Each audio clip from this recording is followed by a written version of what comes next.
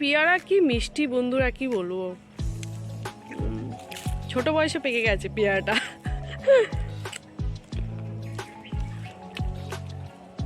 আজকের বাড়ি চলে যাবো, কাল একটু পেয়ারা টিয়ারা তুলতে এলাম।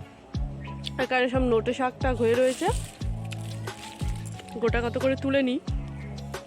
এই সবজির পুরো টেস্ট আলাদা, পুরো টাটকা সবজি। বাজারে গিয়ে যখন যাই তখন তো শুকিয়ে যায়, আর এই টাটকা সবজি এর পুরো টেস্টই আলাদা। লাল নোটে ফুলকপিগুলো একটু খারাপ খারাপ হয়ে গেছে, গরম পড়ে গেছে।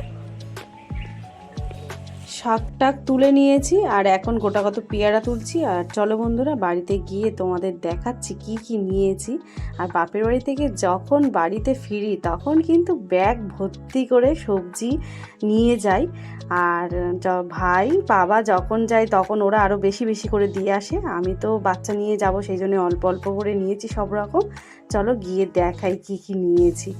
এই দেখো পেয়ারা গাছে কম, আর দেখো বাড়িতে চলে এসেছি। এই দেখো এখানে লাল আর সাদা নোটে একদম ভরে নিয়েছি 2 আঁটি মতো। আর এখানে দেখো কচি কচি পুরো ভিতুলি হয়েছিল গাছে, সেগুলো মা তুলে দিয়েছে। এখানে আছে ওলকপি, ওলকপিগুলো শেষের দিকে, সেই জন্য ছোট ছোট কিন্তু কচি। আর এই ওলকপি দিয়ে মাছের ঝোল কিন্তু দারুণ লাগে। আর দেখো পেয়ারা নিয়েছি কত, ধনেপাতা, তারপরে দাদা যে খাবারগুলো বানাচ্ছে ওই খাবারেই দেখো কত দিয়ে দিয়েছে। নিমকি ভাজা, এটা হচ্ছে ছোট নিমকি আর বাদাম। আর এখানে দেখো গন্ধরাজ লেবু, পেয়ারাও উপরে অনেকগুলো রেখেছিলাম। আর নিচে তোমাদের আগে দেখালাম। আবার এই দেখো এখানে ভর্তি, তারপর বটবটি, এটা হচ্ছে বিনস, তারপরে নিমকি ভাজা, বাদাম ছাপা সব দিয়ে দিয়েছে। চলো এবার বেরিয়ে যাই তাহলে।